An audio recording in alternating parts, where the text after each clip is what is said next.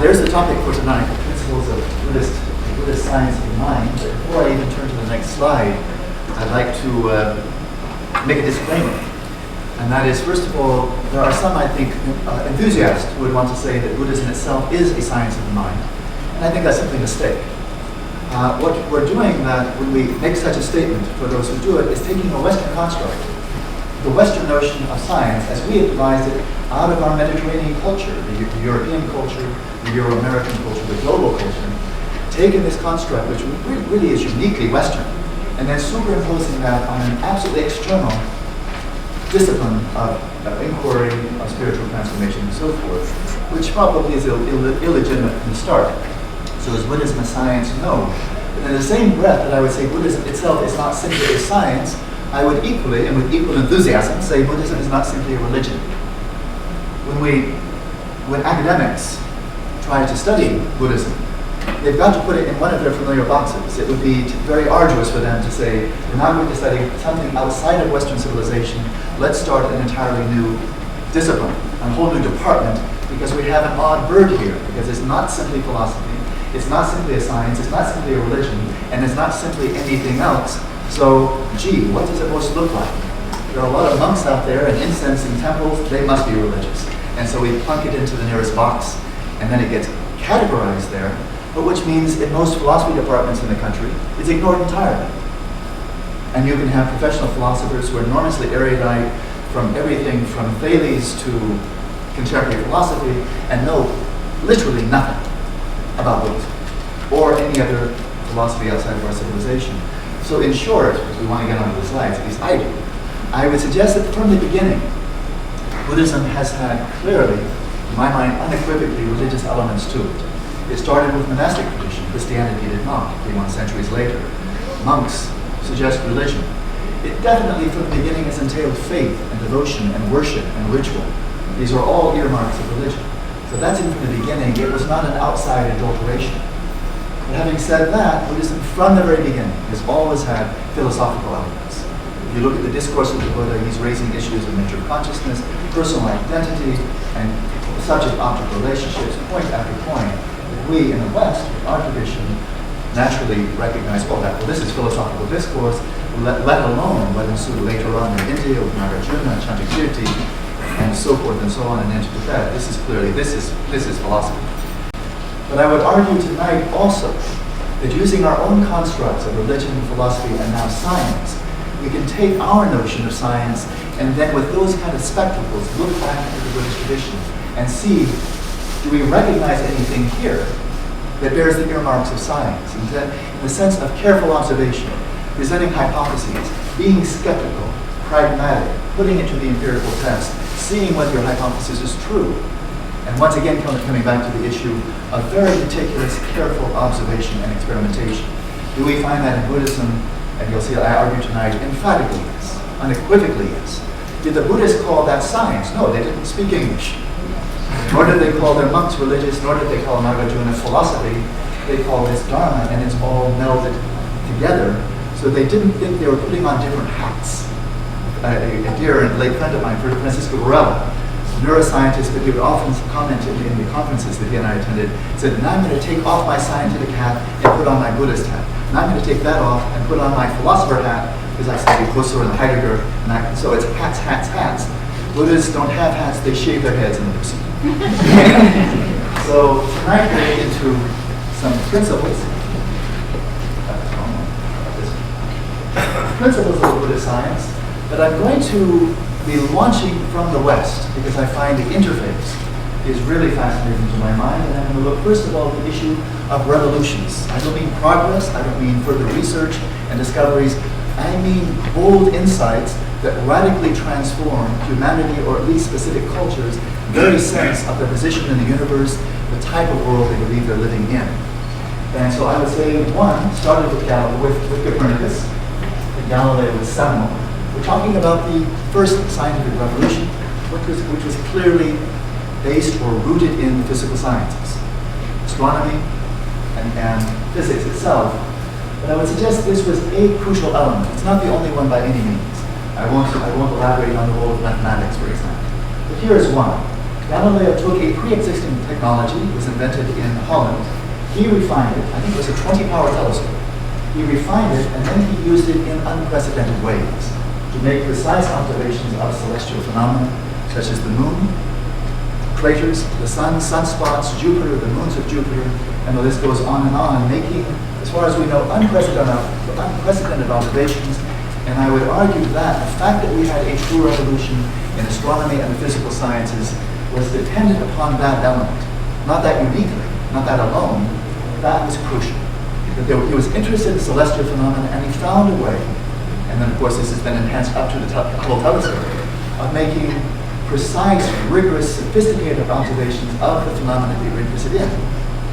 Now, was Copernicus or Galileo, were these the first people interested in the stars, the planets, and so forth? Well, obviously not. Astronomers had been at this for centuries, and they made actually a lot of progress. They knew a lot about the relative motion of the planets, the movement of the stars, the constellations. They could predict lunar and solar eclipses. That's pretty formidable. But it was not astronomy. And I would suggest one key element that distinguishes astrology, which is all about correlates, about terrestrial and celestial correlations. They were professional at correlates, and they were folk astronomers. They did not have a telescope, they did not have mathematics. Galileo had a telescope, and he's often called the father of modern science. The breakthrough there, Copernicus, Kepler, Galileo, and the ongoing revolution that I would say started with the death of Copernicus. That's when his material was published. He was afraid to publish it earlier. And I would say the revolution, this is my own speculation, maybe I'm wrong, but here it is, that the revolution there started with the death of Copernicus, something like 1543 or so, and it culminated with the work of Newton. So it's about 140 years. 1687, I think, was Principia when it came out, his major work. About 140 years. Obviously, after that and through the 18th century, enormous strides, but it wasn't a revolution. It was doing the hard work of carrying out the implications and further research based upon the revolution that took place. But the real revolution, I think, kind of reached its culmination, its finale, with Newton. And then it was working out a whole bunch of fascinating and important details. Electromagnetism also came in with Maxwell and Silver and company. But there was one, it took about 140 years for it to begin and then come into full flowering with Newton. We've had one, the first one in physics. That's very significant. The first scientific revolution was not in the cognitive sciences, it wasn't in the life sciences, it was in the physical sciences. But then we have Van Leeuwenhoek, he was way back in the 17th century, used the microscope to make precise observations of minute life forms. That was not sufficient. He is not known as a great revolutionary in the life sciences. But there's a key element that eventually wound up playing a crucial role. I think there's another revolution that took place in the life sciences. I would suggest the instigator of that was Darwin, talking 1860s. So we all know this work.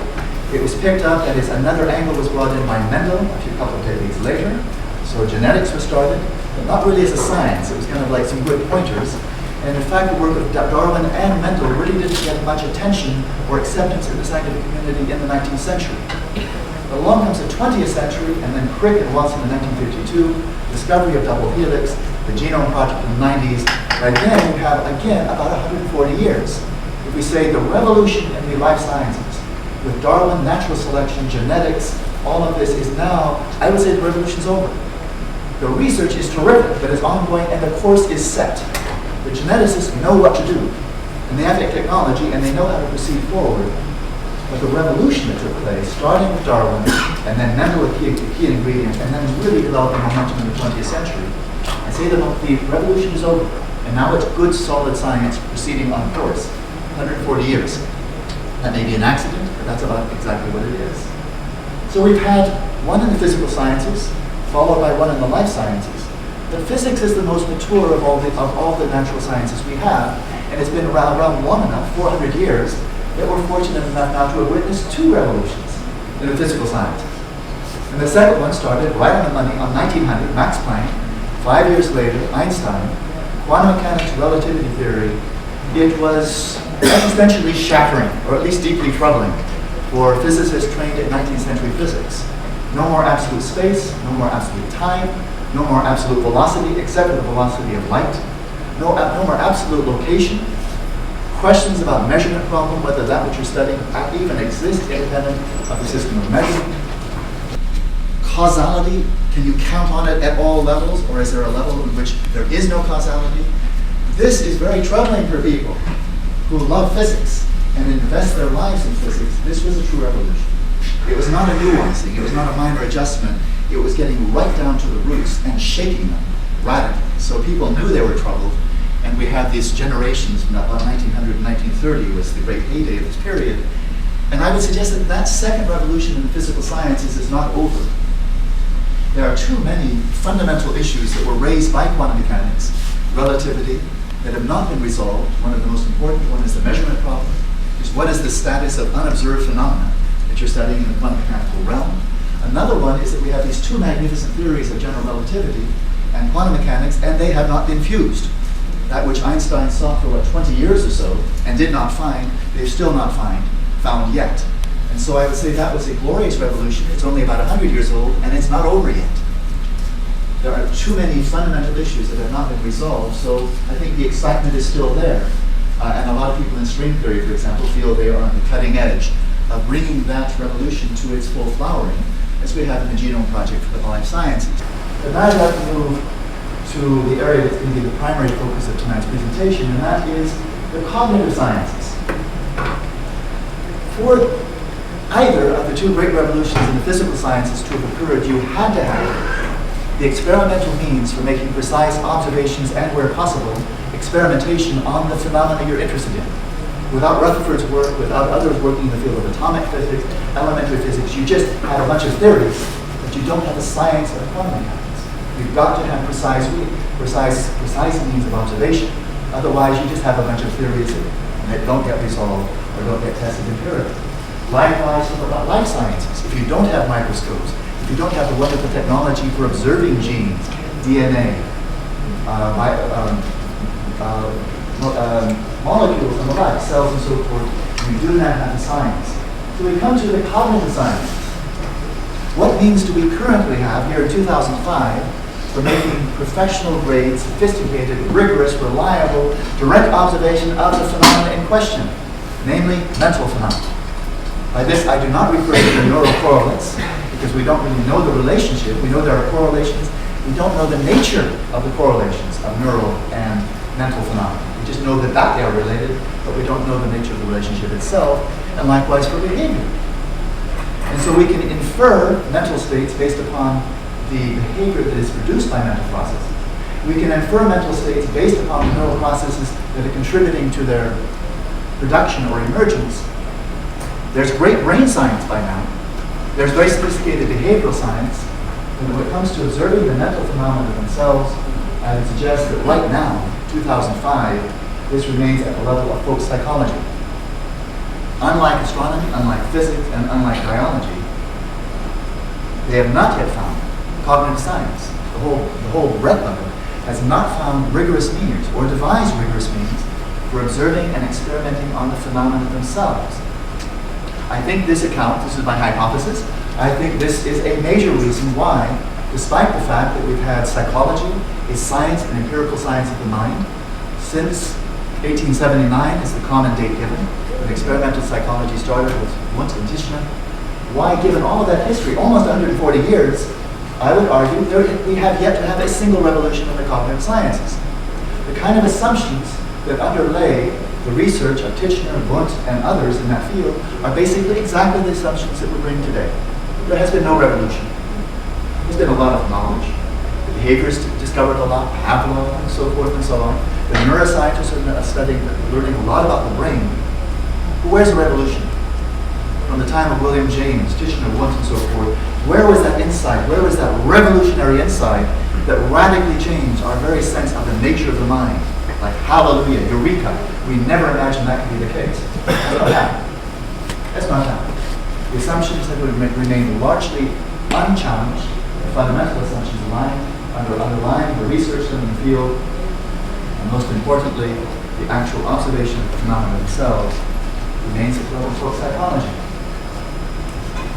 I would suggest something here, another hypothesis, and we will get to Buddhism soon, is a hierarchy. And that is, if we imagine bracketing our intelligence, bracketing our knowledge, bracketing our modes of observation. And imagine that you're a physicist with no knowledge of biology at all. And so you are confined to knowledge of the laws of physics.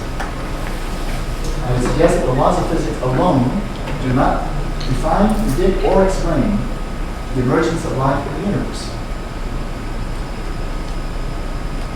Equally importantly, if you confine yourself to the tools of physics, again with no knowledge of biology at all, just physics, there is none of the instruments of physics itself enables you to detect the presence or absence of life. You will see reverse entropy in specific areas. But life itself, it is alive, it's dead, those are words that don't mean anything in physics. It's alive, it's dead, it's ill, they don't mean anything. Those words mean a lot to us in English and mean a lot in biology, but they mean nothing. Alive and dead means nothing in physics. And so physics is great for what it does, but it does not predict or explain the emergence of life in the universe, plant life, animal life, and life of any sort. And I would say in an exactly analogous way, the laws of biology alone, if you confine yourself, and now here very specifically to neuroscience, to neurobiology, the laws of biology alone do not define, predict, or explain the emergence of consciousness in the universe, nor is consciousness detected by the instruments of biology. fMRI, EEG, ERP, you name it. We have a name for a tool that doesn't exist. It's called a psychometer. A psychometer is a gizmo that you could point it to you and it goes, and you point it to this little and it would be silent, and you point it to a plant and it would do something. You'd point it to a human fetus in the first trimester and it would do something. But we have no psychometer. There is no instrument in the world, a physical instrument created in the context of technology, that detects the absence or presence of consciousness in anything. Consciousness is invisible to the tools of biology. Consciousness is not defined in terms of the terminology of biology. The emergence of consciousness is unpredicted and unexplained in terms of biology.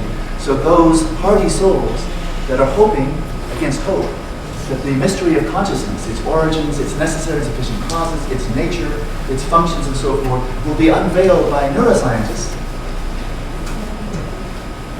I think is a pipe dream. There is no empirical evidence to support that. Not when it's invisible, undefinable. They may as well be trying to investigate Casper, the friendly ghost in the machine. If it's invisible and undefinable, how exactly are you going about studying it? Well, they do study, and this is by no means ridicule of neuroscience. I'm working with multiple teams of neuroscientists, but they need to work in conjunction with somebody else, and they do. And so the wonderful work in finding neural correlates of states of consciousness invariably relies upon somebody's first-person report.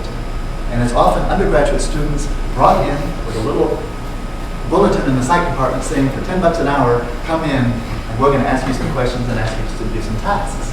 And likewise in behavioral psychology, same thing. You don't detect consciousness by studying behavior.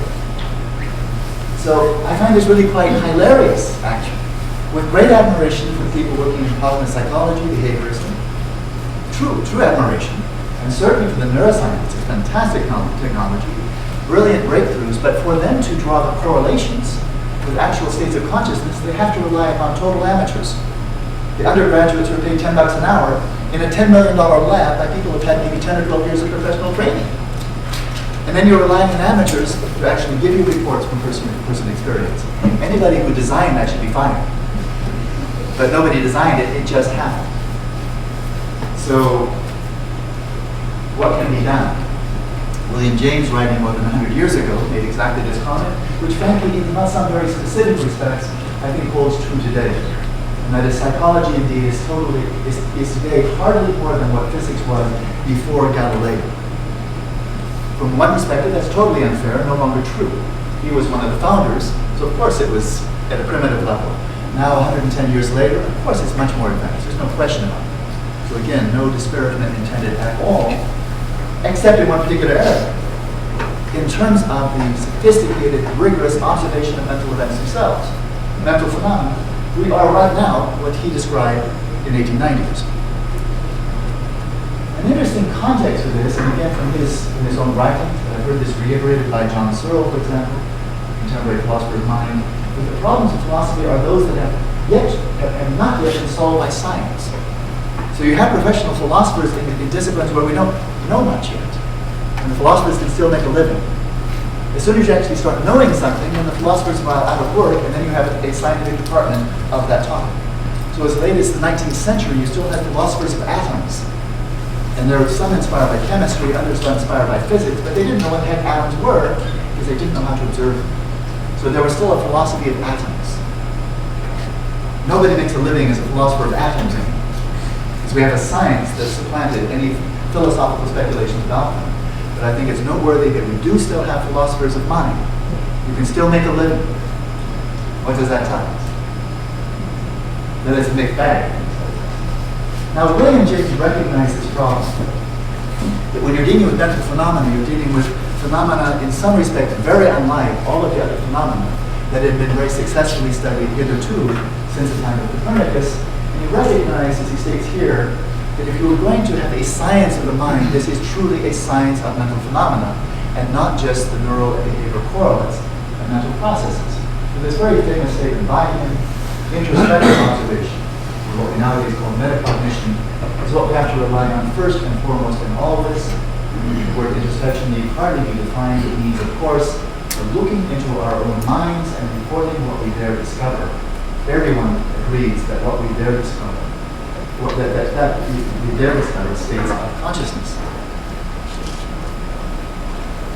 I have a great admiration for William James. I think he filled a role for psychology that Einstein filled for physics.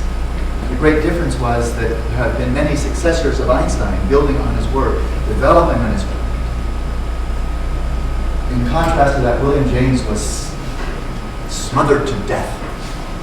He died in 1911. In 1910, John Watson started the whole school of behaviorism, and they basically steamrolled his work, his emphasis on introspection, so many of the brilliant insights he had from his first-person observation about the nature of attention and perception and so forth. John Watson, right through D.F. Skinner, about a 50-year period, basically wanted to do their best to studiously ignore subjective experience and have a science of mind that was really nothing more than science of stimuli and response.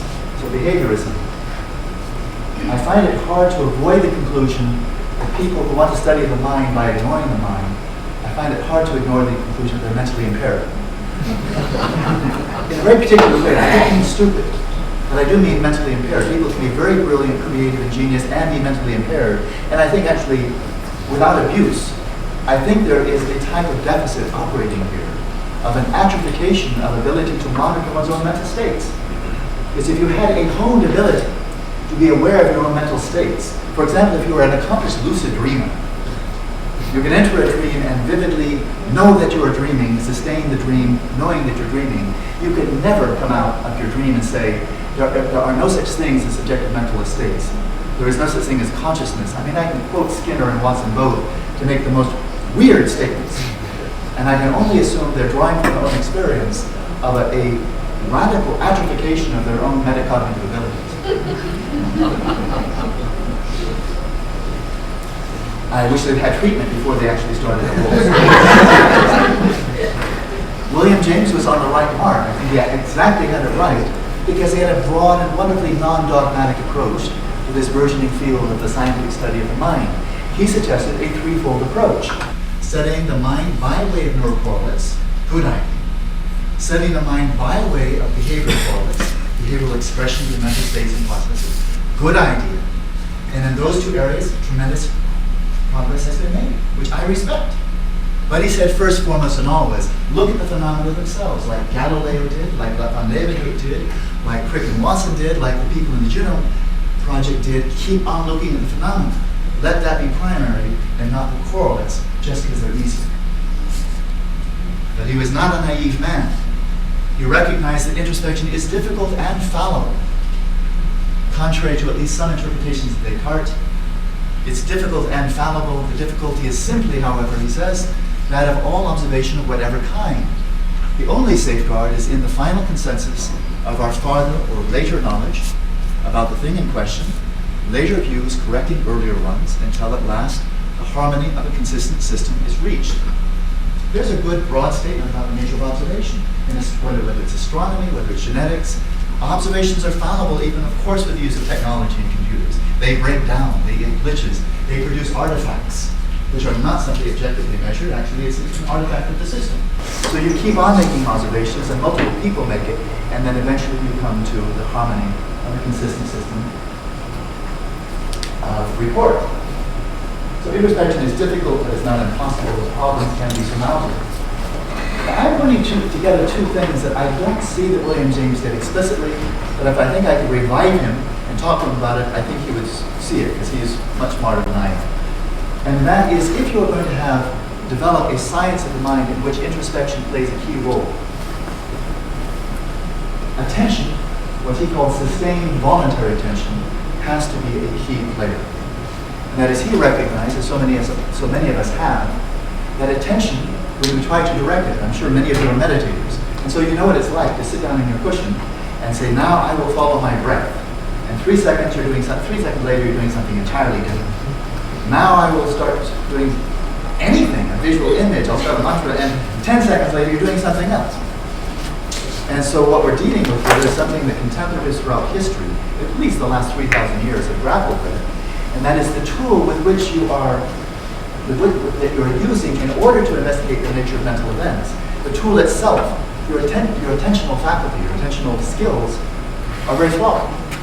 Attention is heavily prone in a habitually imbalanced mind to oscillating between excitation and laxity, excitation and laxity. Excitation getting fragmented out, laxity imploding into dullness, lethargy, sleepiness, and then falling fast asleep. And so the ability of sustaining voluntary attention that's clear, that's luminous, that's intelligent, and continuously, coherently attentive is going to be a key player. Rather like, I would say this is a close analogy, rather like Galileo first refining his tool, firmly mounting it on a good solid tripod, polishing the lenses, make sure it's clear, and make sure you've got a nice clear day, preferably in Arizona, or up on the mountaintop in Hawaii, but someplace you don't have smog, for example. And so what you get out of that is stability, and you get vividness, which I think you will not refute me, stability of the platform and the clarity of the optics or whatever means of observation. These two are both indispensable. I've heard that some of the observations made with the Hubble telescope have to go on for hours. I heard, and you would be the expert here, but I've heard that the Hubble telescope is directed to a very small portion of space that seemed to be black. It seemed like there was nothing there. So I heard. Through our eyes. Through our eyes. But through a long exposure, they found not only was it not empty, but it was filled with galactic clusters of the light. But the long exposure was necessary. If that Hubble telescope were waddling around like a drunken sailor, then that would definitely inhibit or impair the quality of observations made. Well, here's the drunken sailor, it's called Alan Wallace, trying to attend to something, and 3 seconds later, my telescope is wobbling, gyrating around. Imagine doing genetics with a microscope. You kind of, jump around the table as you're trying to make your observations. So the possession of a steady faculty of attention, he says, and he's speaking very broadly, is unquestionably a great boon in so many ways. Those who have it can work more rapidly and with less nervous wear and tear. But now here's the catch. I'm inclined to think that no one who is without it naturally can by any amount of drill or discipline attain it in a very high degree. Its amount is probably a fixed characteristic of the individual. So the good news is it's really important, and the bad news is you're stuck. Nothing you can do about it. It's like your genetic heritage, you're stuck with it, tough luck. And he was making this conclusion not because he was unintelligent or he was dogmatic. He was making this conclusion drawn upon the evidence that was available at the time he was writing. There was no compelling evidence that through training, attention was very plastic and it could be refined to exceptional degrees. Because he was writing in Victorian Boston, not exactly the contemplative planet Earth at that time. If he'd been living in Tibet at exactly the same time, I think he would have laughed hilariously at this proposal. For where he was, this was a very reasonable proposal. So we're out of luck there. And this assumption that attention is not plastic, attention cannot be trained, has, to my mind, I find it really one of the most astonishing things in contemporary, which is to say 20th century, early 21st century cognitive science, that virtually nothing has been done in challenging that assumption of taking a normal person's attention and then wondering, a simple scientific question, Is attention plastic? Is it malleable? Can it be refined in tangible, measurable ways through training? I co-chaired a panel on attention at MIT about 14 months ago. My co-chair was Jonathan Cohen, a very fine neuroscientist, done his life work in the field of attention, and he told me quite candidly, we haven't done it. I find that astonishing, especially when William James flagged this as being of immense importance, but he also flagged it as probably there's nothing you can do about it. I think there are a lot of reasons it wasn't looked into. My point here, as we finally venture into Buddhism, is the mere fact that we've not looked into something and not made any progress doesn't necessarily mean that no one else has. And that's a tough pill to swallow. It's really, I mean, it's such a large pill that I think many scientists and philosophers simply won't swallow it. They can't imagine that we're not the best at everything. And it sounds ridiculous when you say that. But I know a number of people in the field, in cognitive science, philosophy of mind, that if we haven't done it, nobody's done it. And that's kind of like, that's it. Well, that's foolishness. That's ethnocentricity in a very crude and uninformed way. Let's look at least some hypotheses here. And I would suggest, bearing in mind Galileo, the father of modern science, I would suggest that Gautama, the Buddhist Shakyamuni, historical Buddha, did something comparable to what Galileo did. That is, what I'm proposing here, of course, is that highly refined, sustained voluntary attention, with a high degree of stability and vividness, is to the study of mind what a telescope is to the study of celestial phenomena. That is my fundamental premise. If I'm wrong, you really may as well leave now. I think some coffee shops are still open. But did the Buddha, we'll call that samadhi. That's one great word for it, samadhi, very highly focused, luminous, clear, bright attention, focus. Did he invent it? The answer is absolutely not. Unequivocally not. The refinement of attention skills in this general rubric of samadhi must have been quite an old discipline by the time Buddha came along 2,500 years ago. Because when he stepped out of his palace, left home, set out on his search for enlightenment, for understanding, liberation, the first thing he did was train first with one and then another highly, highly accomplished samadhi expert. And he was such a prodigy that within a matter of weeks or months, he, by the accounts we have presently, achieved the same state of samadhi realization that they did. And so that made him like just following the footsteps of other people. So why do we remember him and hardly anybody knows who he trained with? Well, Newton has this famous statement that he stood on the shoulders of giants. And I think he was referring to Kepler and Galileo in particular. That without them, he could not have done what he did, because he relied upon them. So if he said, if I see further, it's because I stand on the shoulder of giants. I think Gautama didn't use this terminology, but I think he stood on the shoulders of giants. He took a pre-existing technology of training the attention, because it's much more of a technology than it is a science, developing the tool, like a microscope, a telescope, and so forth. Pre-existing, but he used it in unprecedented ways. Just a few days ago, or maybe it was yesterday, I read a paper by a contemporary philosopher of mind, and he was writing really from the Hindu perspective. And the whole tenor of the paper was that the point of meditation is to still the mind, to overcome all perturbations of consciousness, get to a point of vacuity, of total no object, and lo and behold, bliss arises out of that. You come to a state of pure consciousness, and mazel tov. Congratulations. We're doing a great cross-cultural. But that was the whole point. Still the mind. Get to a point of contemptless awareness, pure consciousness, bliss, sat chit ananda. That's ultimate reality, pure consciousness, bliss. This is the truth, this is liberation. But basically, samadhi was both the means and the end. And that's exactly what the teachers of Gautama said. When they trained in samadhi, he said, get to this is liberation, this is as good as it gets. But he was, if I could use a prosaic term for a person who was not prosaic, he was a genius. And what he recognized, which his teachers did not, was the samadhi itself, what psychologists call the state effect of being in samadhi, was great. It was all that it was pumped up to be. But what happens when you come out of samadhi? You get off your meditation cushion, you start walking around, you bump into something. What he found was that our basic predilection to, our vulnerability to mental afflictions, cognitive distortions, distortions, mental imbalances of the four kinds I spoke of this morning, had not really been uprooted. He was still as afflicted as he was before the samadhi. The samadhi was a great vacation, but it didn't irreversibly heal, balance, or uproot the afflictive tendencies of the mind, and therefore all of the resultant dukkha, or misery, from such affliction. And so even though his teacher said, come and sit on the throne with us, you are a master, you've achieved what we've achieved, he respectfully bowed out and said, it's not enough. And so what he did was, I think, truly revolutionary. There was a lot of great work being done before him. But he, like Galileo, took this highly, highly refined, focused attention, extraordinary states of samadhi, and then applied them to investigating the nature of the mind. As far as I could tell, he was the great instigator. He was the pioneer. He was the revolution. And in so doing, he shattered, or at least he certainly profoundly challenged, many of the most basic assumptions of Indian worldviews at that time. It was truly revolutionary. And that revolution has continued to ricochet ever since.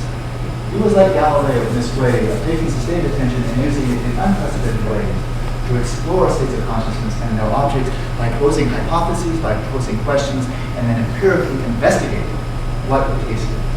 That is called vipassana, or insight.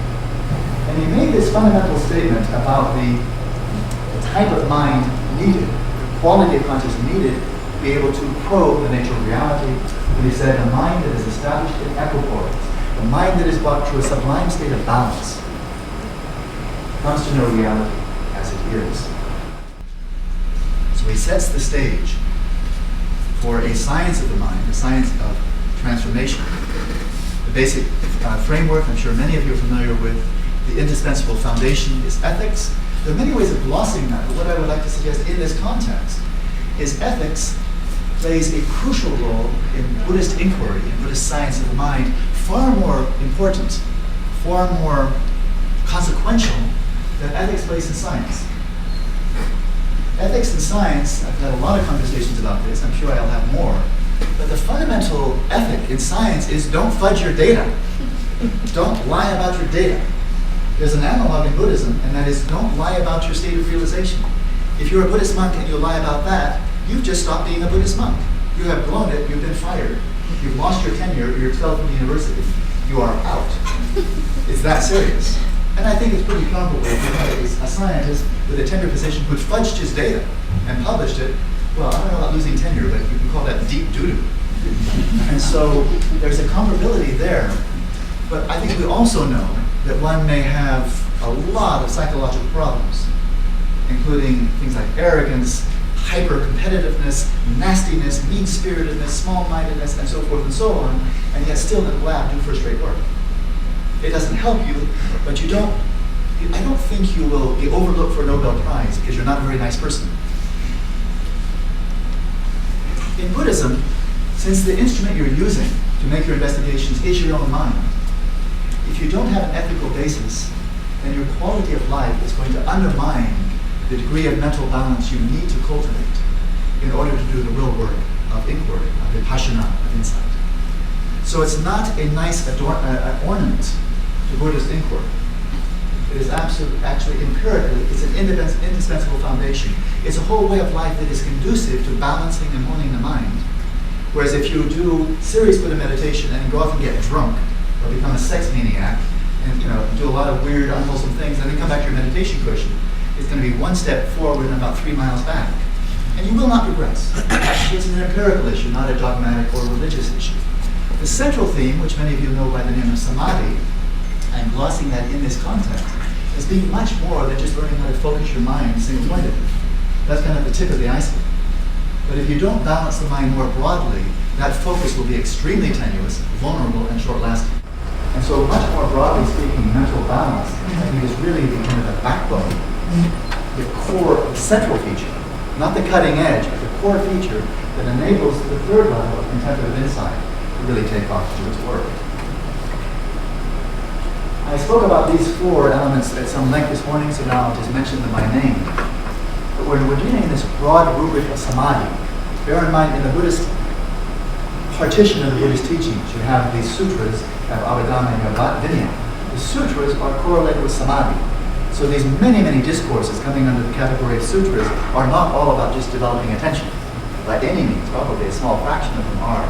But I would suggest, much more broadly speaking, they are talking about cognitive balance, developing wholesome desires and aspirations, attentional balance, which is very much about samadhi, or shamatha, cognitive balance, which is developing clarity of mindfulness and so forth, and then emotional balance, needs no commentary. That, I would suggest, is really, those are our central themes of this central feature of Buddhist practice. Whoops. I will go through this also rather rapidly, although now we're kind of honing in on some points that are crucial for the Buddhist science of the mind. Specifically for the attentional training, again I'm saying this is an analog to a telescope for the mind, or a microscope for the mind, the mode of rigorous observation. If you have not trained attention, then your introspective abilities are going to be seriously impaired. A core theme that's not brought out in all schools of Buddhism that I found experientially, it is awfully important, is relaxation. And that is, meditation is not an ambitious endeavor with furrowed brow, clenched fists, gritted teeth, saying I'm going to get there or bust kind of thing. It doesn't work that way. And if you try it, which I have, you get pooped out. But I don't frankly know of any form of meditation that works really well when you try your hardest. Gritting your teeth, having an enormous amount of desire and personal ambition. Let's get there as quickly as we possibly can, and now let's meditate intensely. It doesn't work that way. So this sense of being at ease, a sense of relaxation, of looseness, which is not flaking out, but it does entail the quality of looseness. So Herbert Benson was on the right track as far as he went. There is a relaxation response that is induced by meditation, but for heaven's sakes, don't equate meditation with that. The second one is crucial, and I've already alluded to this, the stability of attention, the coherence of attention over time, maintaining continuity implies a stillness and coherence of the object, of the attention on an object over time. That by itself is not sufficient because we all enjoy a high degree of stability whenever we fall deep asleep. Deep dreamless sleep, the mind is very stable. It would be a great meditative period except for one other feature is missing, and that is vividness. Few of us have clear recollections of what it was like to be deep asleep.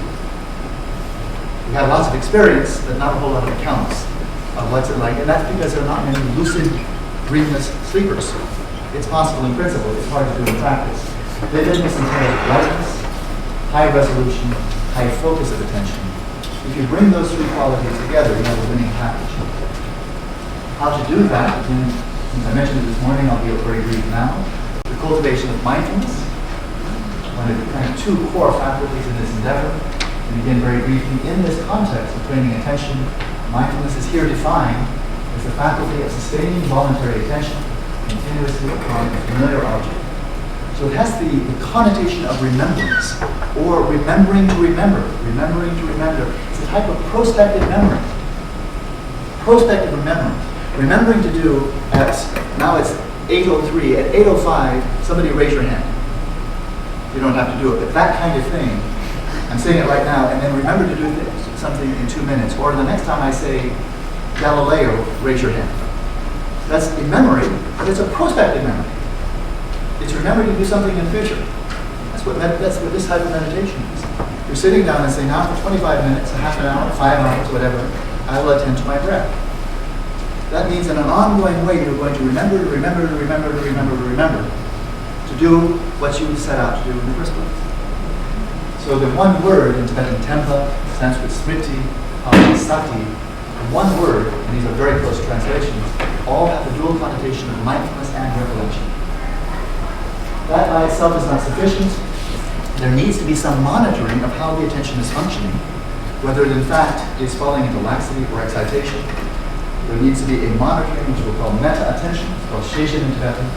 In this context, it's the fact of monitoring the quality of attention, recognizing as swiftly as possible the occurrence of excitation and laxity. And to go back to this triad briefly now, to point out some salient features of this type of meditative training or attentional training that sets it apart from all other types of attention that are known in modern cognitive psychology that I know of, and I've worked fairly extensively with people in the field.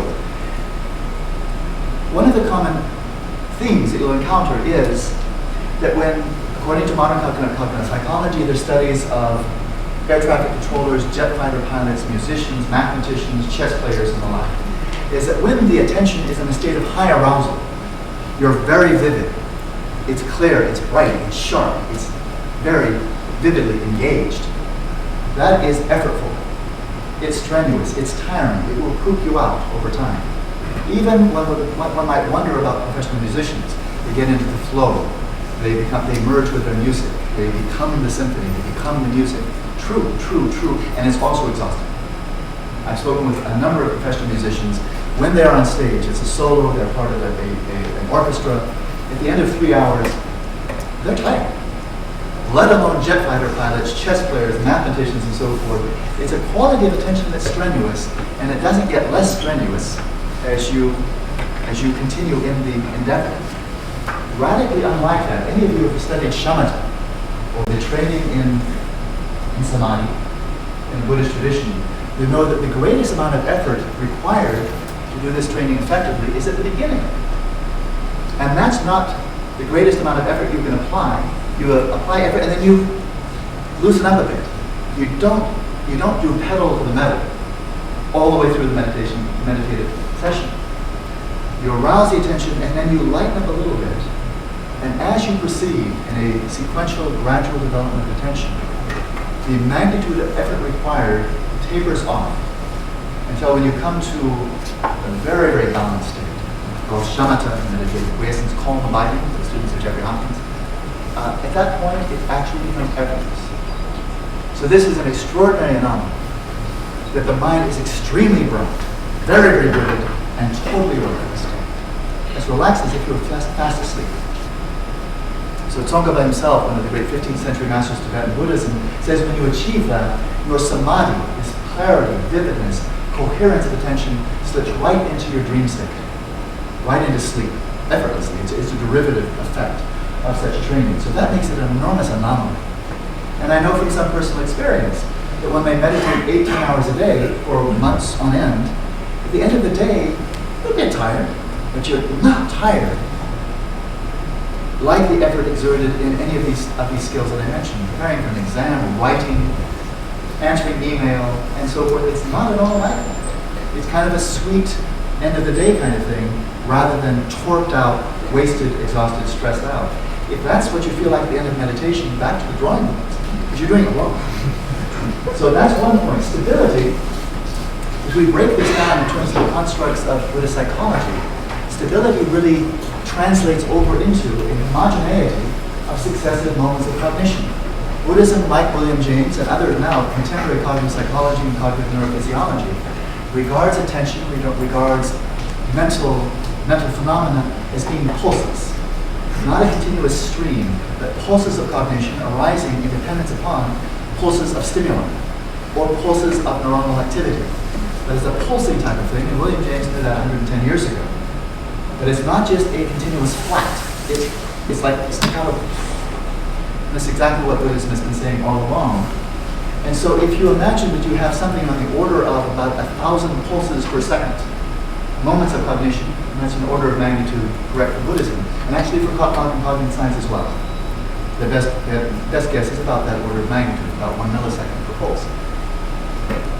What this entails then is in a given second, however many of those pulses may actually ascertain their object, and most of them don't. But there's homogeneity. So if I were focusing my attention on you, I would get you.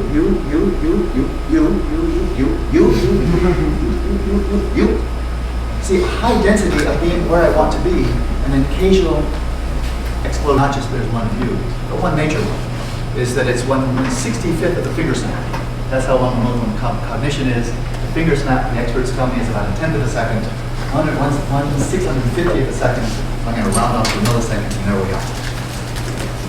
Most of those moments of cognition in a second don't ascertain anything. It's too brief. You get clusters of moments of cognition on the same object, and then you can report afterwards, I saw that, I was aware of that. But only with a cluster, maybe 10, 15, 20, or 50 of them. And they cluster together, and then there's enough momentum to kind of break through, and then you say, I saw this, it becomes an ascertaining awareness. I suggest that just like stability is a plastic quality, that is, it can be honed and refined define vividness as well, and what this would entail is a higher frequency in resolution of cognition, such that in a given second or 5-second interval, you're getting more hits per second. So if you're getting 10 hits per second, 1 every 100 milliseconds, when you start out, your normal untrained mind. So if you show that person a stimulus that lasts only 50 milliseconds, they say, what? They don't get it. It's just beneath the threshold of consciousness. If you train that person and heighten the resolution, heighten vividness of attention, they'll start picking up things at 50 milliseconds. Continue to train, they'll start picking up things at 30 milliseconds. Continue to train, we can ask where's the ceiling. I think that spectrum right there is exactly the spectrum of vividness. It's a temporal resolution, but it also plays out in a given moment. How much detail can you discern? It's kind of a spatial resolution in addition to temporal resolution. In a single instant, how much detail can you get? It's like, let's say it lasts half a second. You can all detect something in a half a second. In a half a second, how much information can you snag? Or if you're doing a mental visualization, Buddhists will often visualize something like the Buddha Shakyamuni. Do you see the whites of his eyes? Do you see the color of the hair? Do you recognize how the feet are placed? What was the posture of the right hand? And so forth. How much resolution? Or was it kind of a yellow blur? Well, if it's a yellow blur, that's low resolution. You can see that he has 5 fingernails, 5 fingers and they're that far apart. That's high resolution. So that would be a little bit of unpacking. What's it like? Because this is an area where the West is just weak, and it has been for a very long time. We've never been very good at this. The early Christian fathers, some of the monastics of medieval Europe, they certainly took a good crack at it and made some progress. But I would say from all the literature I've read and everything I've acquired from experts in the field, they just weren't as good at it. The Indians were really good. The Indic traditions coming out of India, like Tibet and Burma and so forth, they really nailed this one. And what's it like when you achieve a state of calm abiding or meditative quiescence? Padmasambhava, this great 8th century master who was seminal in bringing Buddhism to Tibet, declares that flawless quiescence, when you achieve this sublime state of attentional balance, is like an oil lamp that is unmoved by the air. Wherever the attention is placed, it is unwaveringly present. Attention is vividly clear without being sullied by laxity, lethargy, or dimness. Wherever the attention is directed, it is steady and sharp and pointed, and unmoved by adventitious thoughts, it is straight. In this way, a flawless meditative state arises from one's mind stream, and until this happens, it is important that the mind is settled in its natural state. This is the mind in its natural state, which means its unperturbed state, its unconfigured state, an undistorted state, by a myriad of mental imbalances, when it comes to a rest state that is balanced, luminous, attentive. And he emphasized, until you achieve that, keep on working at it. Don't say, well, whatever, this is probably okay, and then leap on to more advanced practices. He said, stick there. He wasn't the only one. Another great one from Tibet, 15th century Tsongkhapa, gives this wonderful metaphor about the same quality of attention. He said, in order to examine a wall tapestry in a dark room, if you illuminate it with a radiant, steady lamp, vividness and stability, you can vividly examine the images in the tapestry. But if the lamp is either dim, or even if it is bright, flickers due to the wind, your observation will be impaired. Likewise, there's a metaphor. In order to fathom the nature of any phenomenon, with penetrating intelligence supported by unwavering, sustained, voluntary attention, you can clearly observe the real nature of the phenomenon under investigation.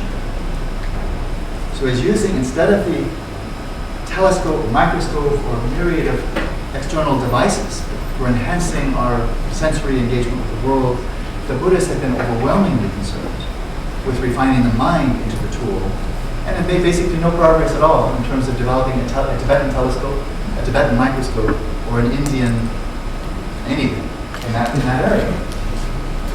But now we come to the issue, so you develop your attention, maybe that's possible. But if you do develop this vivid, sustained, voluntary attention, is that really useful? Now we enter into philosophy, raising philosophical issues. Is it possible through introspection to develop a science of the mind where you're rigorously, systematically applying scientific methods, hypothesis, experimentation, observation? Can you do that introspectively, or is that really just a non-starter?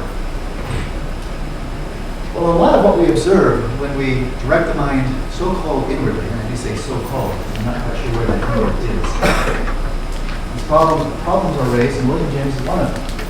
He says, no subjective state, like a state of anger, a state of happiness, subjective state, no subjective state, whilst present, is its own object. Its object is always something else. The very act of naming them has momentarily detracted from their force. So he speaks of introspection here as a type of retrospection, but not getting something in real time. So let's imagine a subjective state. It's easy to go to negative ones, but let's take a kind of a positive one of euphoria or jubilation, delight. So imagine that arise. That's a subjective state, right? And so a sense of delight, just gladness arises. And then you turn this sharp beam of introspection upon the gladness. What's it like to be glad? It evaporates before your gaze. And what you may see, if you're very quick, is the fleeting shadow of the gladness going right around the corner and recalling what it was like maybe a tenth of a second earlier. But you were glad, almost certainly you were glad about something. If I'm glad about the shapely quality of your mustache, and it's a very fine mustache. I wish I could have one like that, but I will not in this lifetime. But what a cool mustache. The kind of gladness and rejoicing in your mustache arises that as soon as, oh, I'm happy, then suddenly it tapers off. Because the focus, that gladness needs to be fed. I have to go back to the mustache, back to the mustache. It really is a mustache. I have to keep on refeeding it. But as soon as I direct the attention elsewhere, to namely, oh, here's a subjective state of gladness, it slips away. It is an observation, but it's a retrospective observation, and that may be very valuable. One could say that all of the observations made, this is a big statement, it may be false, but I think it's got some truth in it, all of the observations made in atomic physics are all retrospective. They are observations, it's superb technology, but it's retrospective. You are looking at effects in a bubble chamber, effects in a particle accelerator. You're looking at effects of something that you should have been there, because it just happened, maybe milliseconds or nanoseconds earlier, but it was just there and you're getting what happened just after. And then making very short-term inferences about the immediate causes of the actual evidence that you're looking at. So the fact that a lot of introspection is retrospection is not debilitating. It's just the way things are. We've lost our, we're on another computer. I've lost my fonts. So the first one is Ratna Sutra. Ratna Sutra, which in one translation is like the crown jewel discourse of the Buddha. In which the Buddha, this is attributed to the Buddha, the Mahayana Sutra says, the mind cannot observe itself. That looks like a real showstopper. The mind cannot observe itself, just as a sword cannot cut itself and a fingertip cannot touch itself. Nor can it be seen in external sense objects. The mind will not be seen in the objects of the senses, like looking at a wristwatch and expecting to find the mind, nor can it be detected in the sense organs. A very disappointing prognosis for all the neuroscientists, who think they're going to find the mind in the brain. It is not to be found. It's nowhere to be found, but nor is the mind going to take itself as an object, bifurcate itself, and then look at itself. That doesn't happen either. That's rather daunting. And that didn't stop. Chantakirti, we lost a diacritic mark there as well, it's invisible. Chantakirti, the great 7th century philosopher, makes this comment about the same theme.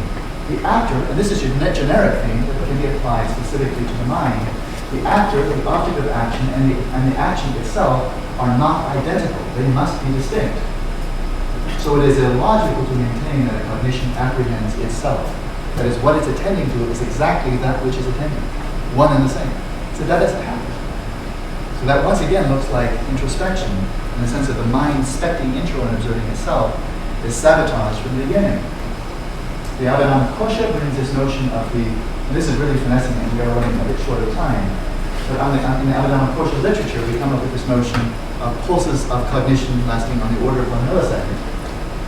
And so it's the mind, and then it has concomitant mental processes. So you have like a nest or a family of mental events arising simultaneously or concomitantly, and each pulse will be lasting on the order of a millisecond. But he says, when the primary consciousness and then the particular mental factors that go along with it, when they're engaged with objects, such as you or your mustache or what have you, they're all, like a football team, they're all oriented in the same direction.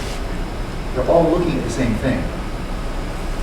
Having said that, there's another hypothesis that's being looked into very carefully by cognitive psychologists right now. The Buddhist hypothesis is that this coherent attention of consciousness itself and then its concomitant mental factors can be directed to only one sense modality at a single moment. Now that seems to be very contrary to experience. I assume that you think you can listen to me and watch, you can listen to my voice and look at the visual impressions of my forehead in the same moment.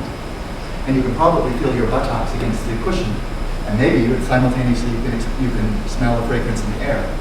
The Buddhist response would be, that's because your minds are crude.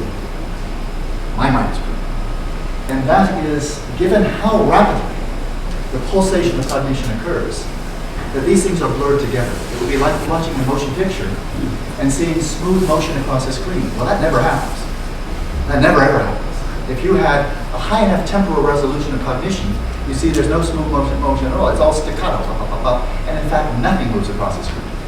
You're just getting a blotch of white here, and then there's a blotch of white there, and then there's a blotch of white there, but it's just little blotches, but nothing moves across the screen at all. But it sure looks like it.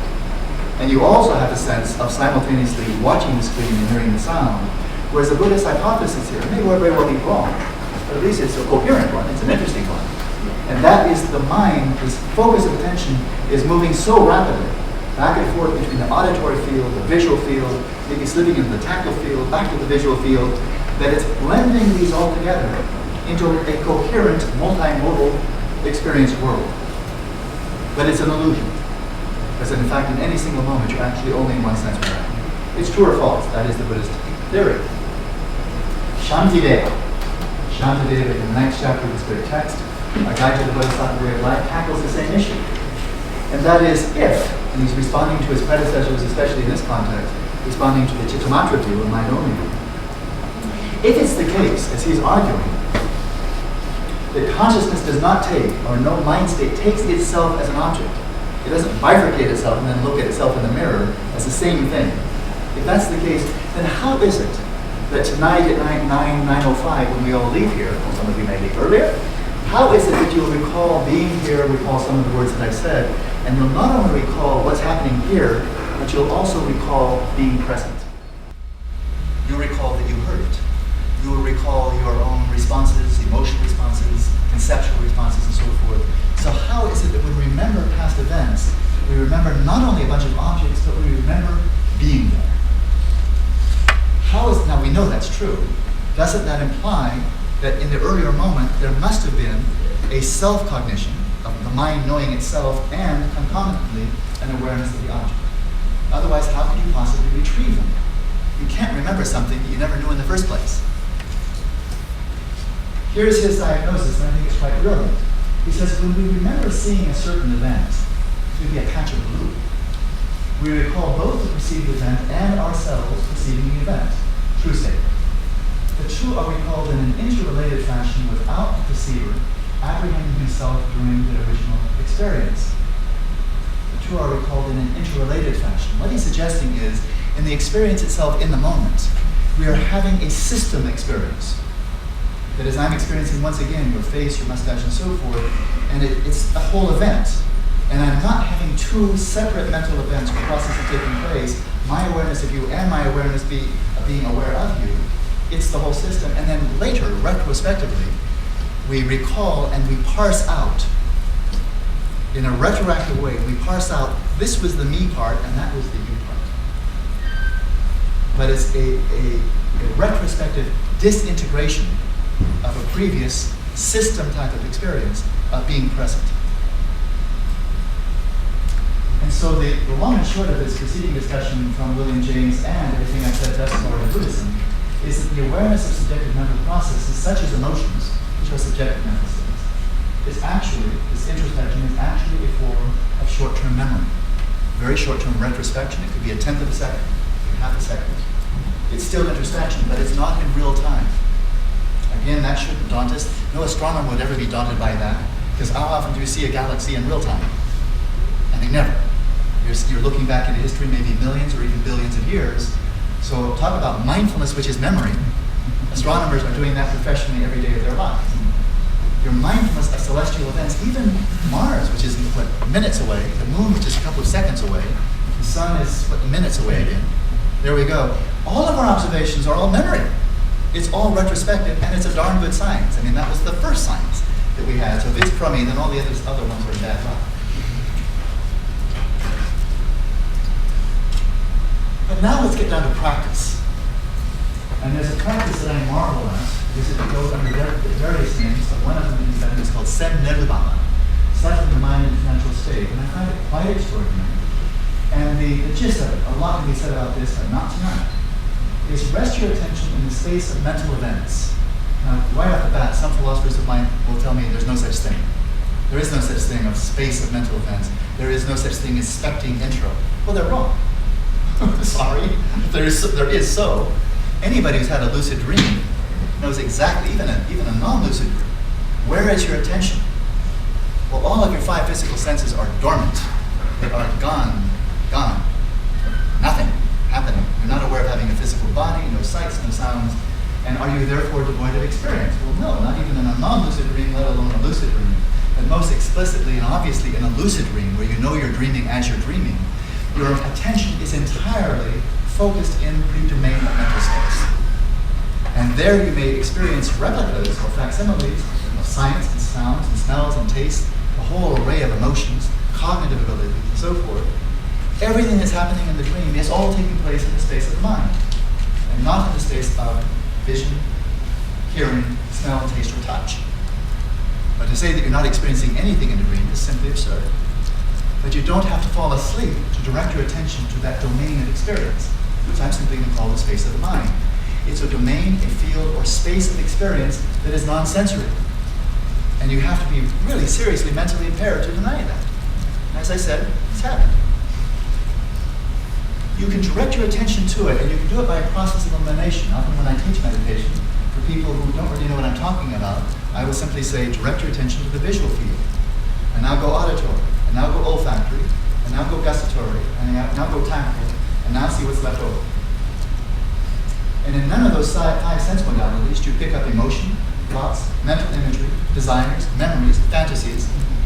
You don't pick up any mental events at all that are uniquely mental.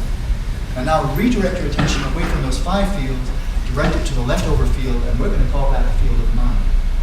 And you can make that a meditative practice, and it can be quite extraordinary. So you can, and you do, and you may, direct your attention to the space of mental events, and there you may indeed, even though this is refuted, I think it is simply ignorantly refuted by people who don't have ability to do it. And that's because they've not trained. So what can we say? Some people may say it's impossible to ride a bike. Okay. You don't know how to ride a bike? Keep it to yourself. Observing whatever in that domain, observe whatever arises in that domain without distraction, without grasping. Maying Zimen, it's called in Tibet. It's the key instruction. Whatever comes up, if you're doing this meditative practice, it's not just daydreaming or going into free association and then having your mind unravel in all directions. In fact, you remain utterly poised, like a falcon, like a kestrel, that faces into the wind, remains motionless, and just modulates as the wind is coming over, but does not change location with respect to the ground, or hardly does. In the same way, you remain motionless in the space of the mind, even though you are buffeted by the winds of emotion, compulsive thoughts, memories, fantasies, desires, and there you remain poised, seeing them arise, seeing them pass, but you're not carried away by them. Carried away by them means you are no longer attending to the here and now, you are attending to the there and then. Whatever the thought was about. You're thinking about when will the meditation session be over, what was for lunch, what will be for dinner, and on, and that ejects you, like the ejector seat in a jet. It ejects you out of the cockpit of your meditation session, of your meditation cushion, and you are there and then. And that's distraction. You've been carried away, you've been abducted. An alien abduction by this vagrant emergence in your mind. But it's not just distraction. It's also without grasping, which is actually much more subtle. If there is distraction, there is grasping. If there's grasping, there is not necessarily distraction. And that is, grasping is the latching onto the contents of the mind. Again, emotions, imagery, thoughts, whatever it may be. Latching onto them with preference, for example. I like it, please stay. I don't like it, please go. This is mine, stay, go. Any of this type of engagement where the mind, so to speak, is clenching its fists, latching onto, that's grasping. And it's very, very, very subtle. That is, it can be coarse, it can also be extraordinarily subtle. And the whole training in this program of discipline is releasing the tentacles of distraction, and also more and more releasing the tentacles of grasping. In so doing, you can start to examine as you hover in this luminous, non-grasping space of awareness. You can start to examine the degree of subject-object participancy in this endeavor.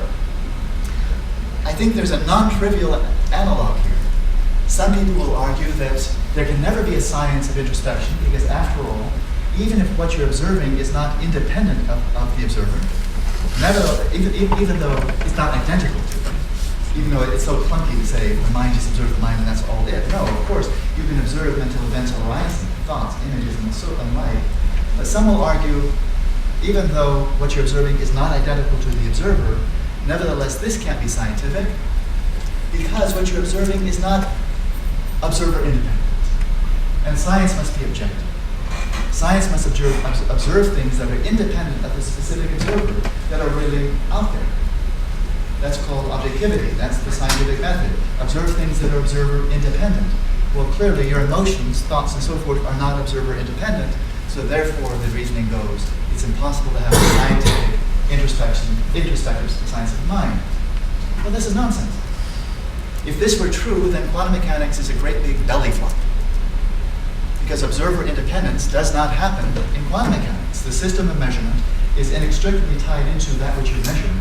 The type of data you're going to glean depends upon the type of apparatus you set up. Do you want to observe waves? Do you want to observe particles? Set up your system, and then you will observe that which is somehow related to your system. But it's an open question in quantum mechanics whether an electron with a clear location and velocity actually even exists prior to and independent of the act of measurement. It's an unresolved question. So observer participancy shatters the scientific integrity of a discipline.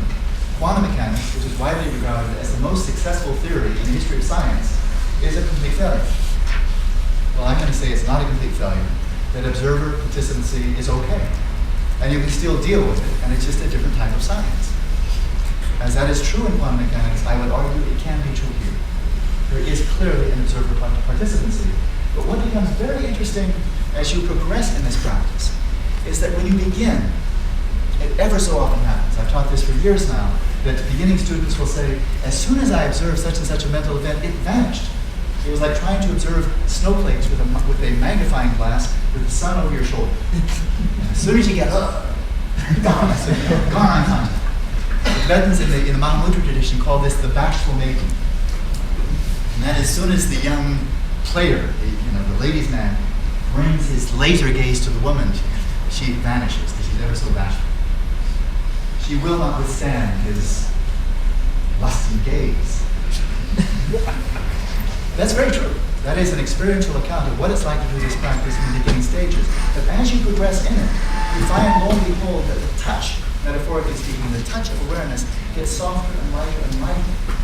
And you can start to observe events taking place as if you were merely overhearing them or witnessing them that happen to be in a space in which you happen to be present, but not clearly having a sense that they were really yours. Anything that appears in the space of your mind, I would argue, is not necessarily yours in any substantial fashion. It may not be anybody else's. But the mere fact that something arises in the space of your awareness, why does it make it yours? I am arising in the space of your awareness. Have I therefore become your slave? Sounds appear in the field of your awareness. Are they therefore your sounds? If thoughts or images arise in the space of your awareness, what makes you so sure that they're yours? Why are they not simply events arising in dependence upon prior causes and conditions? So this is not a dogma, it is a question. Examine the degree of subject-object participancy. Examine the extent to which thoughts and emotions are experienced as being actually yours. And I would say that is a very real issue. We can go a little bit further. Mahasagamatripa, one of the great Indian adepts, gives another technique which is not the same as, but is related to the earlier. Another technique of not trying to probe the very nature of consciousness itself. Not so interested in the nature of mental events arising, passing, that kind of thing, but just what's the fundamental nature of consciousness? And you kind of clean off all the barnacles, the aggregations, the overlays, the formations of consciousness, and get down to the ground. Here's a technique he gives. Vacantly direct your gaze into the intervening vacuum, just in the space in front of you. See that the three conceptualization types of thoughts of the past, present, and future, as well as wholesome, unwholesome, and ethically neutral thoughts, together with all the causes, assembly, and dispersal of thoughts of the three times, are completely cut off. In other words, create a mental vacuum. Physicists are very good at doing this, at creating a volume and then sucking everything out they possibly can. And out of that, they get a relative vacuum state. And they're enormously useful. I've asked some physicist friends of mine, what are vacuums good for? And the list goes on and on and on and on. Incredible. Television. What would you got? And it's only possible because you have vacuum. So the boob tube really is out. Well, what you're doing here is something analogous. You are creating a vacuum state of consciousness by extricating from it, or damping out, or removing all possible content.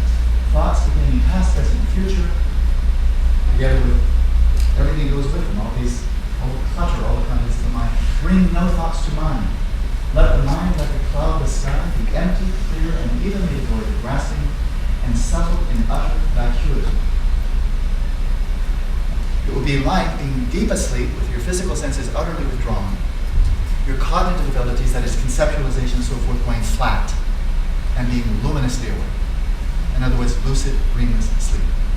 That's a preview, that's a sneak preview to this rather advanced state of meditation. By so doing, there arises the quiescence or calm abiding, which is characterized by these three qualities. Which I think is, this discovery right here, I think, is one of the greatest discoveries made in the scientific study of the mind. And it's not just a Buddhist thing, it's anybody who does this practice well discovers these are the three qualities that leap forward. Bliss. That empty, luminous space is of the nature of bliss. And it's not because you're looking at something blissful, it's right in the nature of awareness itself. Clarity or luminosity is not something you add on, it's right there in the nature of awareness, and then non-conceptuality is the mind in its rest state.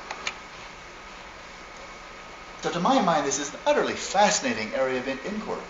Subjective experience, the nature of the mind, mental phenomena, nature of consciousness. I mean, what could be more fascinating and more crucial to our very existence here for self-understanding, finding a happiness in life? So why is it that subjective experience has been so marginalized? Why is it that from the time of Copernicus it was 300 years before an experimental science of the mind even began? Right within a couple of years of Lord Kelvin saying physics is pretty much finished, advising his students, don't go into the field of physics, we're finished. That was just before Max Planck and Einstein. But why would they have that confidence? One could say arrogance, but let's be more gentle.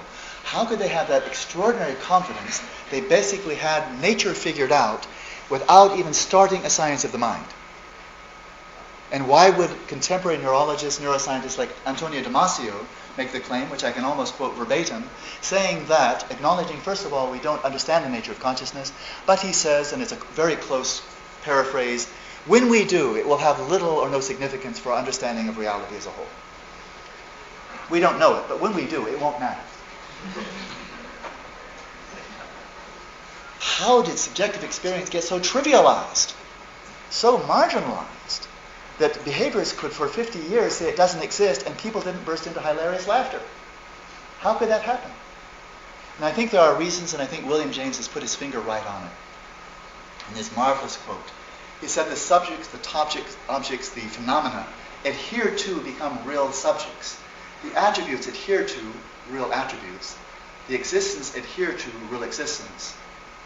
While the subjects disregarded become imaginary subjects.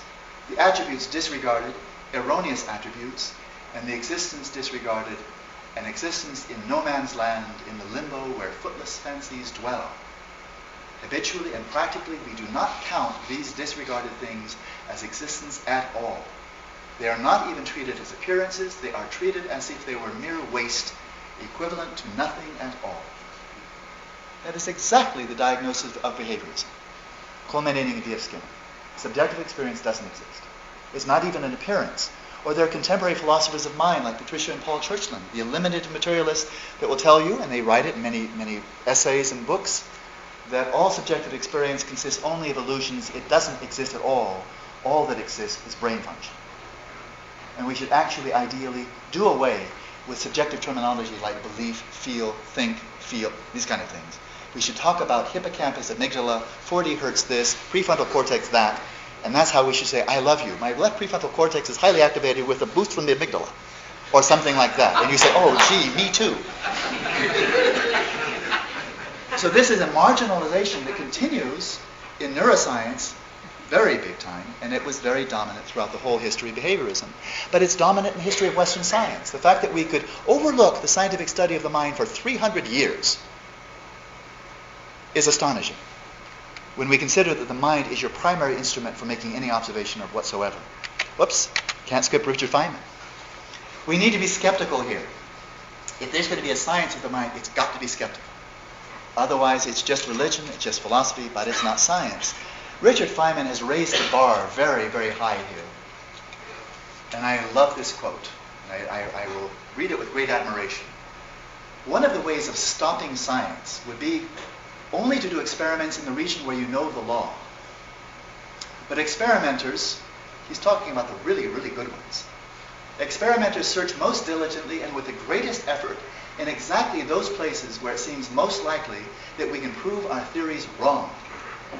In other words, we're trying to prove ourselves wrong as quickly as possible because only in that way can we find progress. In my many happy engagement with scientists, I find the ones, broadly speaking, this is an enormous generalization, the ones with the greatest confidence tend to be in the physical sciences, willing to consider all kinds of really oddball ideas, multiple universes, all kinds of weird stuff. They have a lot of confidence. They are what the other scientists are trying to emulate. Physics was a success. Everybody's a success insofar as it's like physics. When you get to the cognitive sciences, how often does this happen? What would blow apart the fundamental assumptions underlying modern cognitive science, such as the mind is nothing more than a function of the brain? What would blow that great big fat assumption out of the water? Compelling evidence for extrasensory perception would do it. That would be a fatal blow.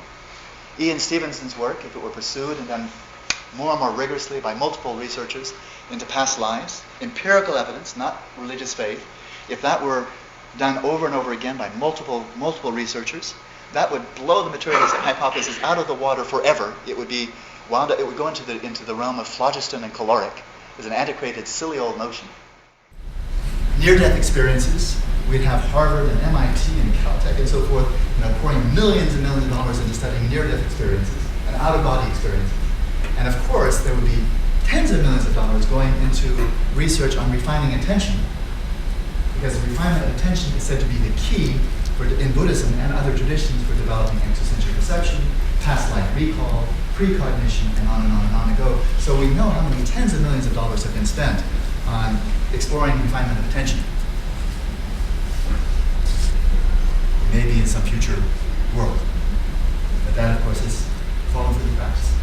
And people who do devote their lives to parapsychology are really pariahs. I try to get a job here and saying, I want to apply for a tenure position here, and I'm really interested in parapsychology and extrasensory perception. Here's my resume. I think you've just shouted yourself. And so, unfortunately, in this rather tentative field of cognitive science, which doesn't yet have one revolution, that's done very rarely. I think they're too afraid. That's my guess. Is skepticism confined to science, or do we find any indication of it in Buddhism? A very famous quote, ever so often cited, attributed to the Buddha. Monks, just as the wise accept gold after testing it by heating, cutting, and rubbing it, so are my words to be accepted after examining them, but not out of respect for me. This is very unusual if we regard him as a religious teacher. Oh, ye of little faith, is what we hear from Jesus. And I say that without any experiment, but this is a faith-based tradition. Abraham, Moses, Isaac, and so forth, the prophets, they're not saying, this might have come from God, you better check it out. Never them say. Or Muhammad, saying, be very critical of what I'm about to say, because, I could be dead wrong here. This could be a result of epileptic seizures, so you might want to check it out. I don't think that was there. And so this is not known by religious leaders. They don't encourage skepticism and calling upon investigation, empirical inquiry, rational inquiry. Look what it did. And it's not just that one quote. And we find it didn't die out with the Buddha. Here's a statement from the Dalai Lama, which This is certainly not echoed by all Buddhists, and there are a lot of dogmatic Buddhists nowadays, but Dalai Lama is not one of them. And here's a statement from him quite recently. A general basic stance of Buddhism is that it is inappropriate to hold a view that is logically inconsistent. This is taboo. But even more taboo than holding a view that is logically inconsistent is holding a view that goes against direct experience. So he said numerous times, if the scientists do come out with some compelling empirical data that shows that reincarnation is just false, he said, I'll throw it out. Just as he's already jettisoned various elements of Buddhist cosmology, Mount Meru, the 4 continents, and so forth and so on. He said, the astronauts didn't see it. And so if it was there for us to see, well, it's not there, so therefore we're going to throw that one out, and we survived. Buddhism didn't fall apart at the seams. And so there is an ideal. Not all Buddhists endorse that, but I think we can see that he's really reflecting an older view. So from my own perspective, I'm quoting here Daniel Worston, an accomplished historian from an excellent book called The Discoverers.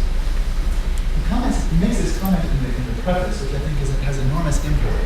He says, illusions of knowledge, the sense of knowing something that you don't actually know. You've only made a great big fat assumption, but you don't think it's assumption, you think you know it. Such is the statement I've read countless times, the brain alone is solely responsible for the production of all mental states. And then you turn around to the same person who said that and say, do you know that necessary and sufficient causes of consciousness? No. In the next paragraph, they'll say all over again, the brain alone is totally, and it's really a weird kind of thing. Not knowing what the necessary and sufficient causes are, and yet nevertheless insisting, the brain alone. There are no non-physical influences in the brain. Cannot possibly be. We know them. They don't know that at all. But they think they do, and that seems to be as good.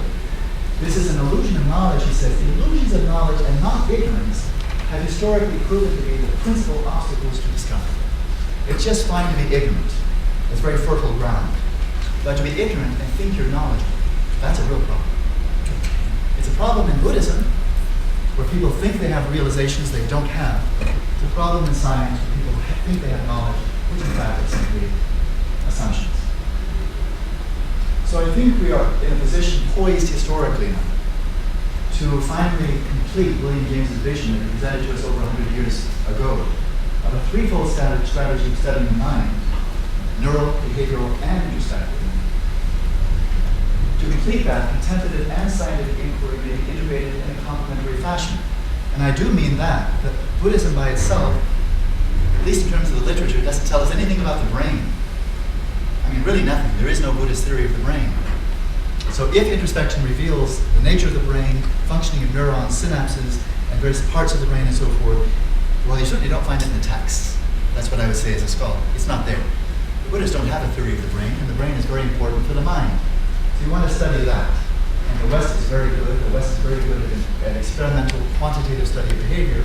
Buddhism does qualitative, but not quantitative study of behavior. So there's complementarity there. And really the gist of it is moving towards the synthesis of rigorous first and third person means of investigating the mind. This may lead to a long-awaited revolution in the cognitive sciences. I argue again, as I said earlier, we haven't had one. I think there are good reasons we've not had one, and that is we have not developed sophisticated means of observing the phenomena themselves, any more than the astrologers do. Very good at correlates, really poor at professionally observing the phenomena. Galilei started. William James moved us in the right direction. Maybe it's time now, 100 years later, to pick up where we left off. And that may lead to actually the first revolution in the cognitive sciences. And my wonderment here is whether such a revolution, if that really took place, and I'm not going to pretend to know what it would be like, I'm just saying we haven't done it yet, and this might lead to it, of an unprecedented integration or collaboration of the third-person methodologies of what modern science and the first-person methodology of Buddhism and other contemplative traditions. They have never been brought together before, and it's just beginning now. If such a revolution could take place, I think it's at least a feasible hypothesis that such a revolution may have implications that could help bring to culmination the second revolution in the physical science. Problem of measurement, problem of observer participation. Is the role of the mind anyway significant in the field of quantum mechanics? People like Henry Stapp out at Berkeley believe it is. Eugene Whitman, John von Neumann, two of the very brilliant minds in the latter part of the 20th century in physics, thought that consciousness was really integral to that process. But we frankly don't know enough about consciousness to do much with their theories. Because consciousness is like a black box. It's a word, and then we only have folk psychology to fill in the reckoning of that word. So, maybe we can do better. That's it.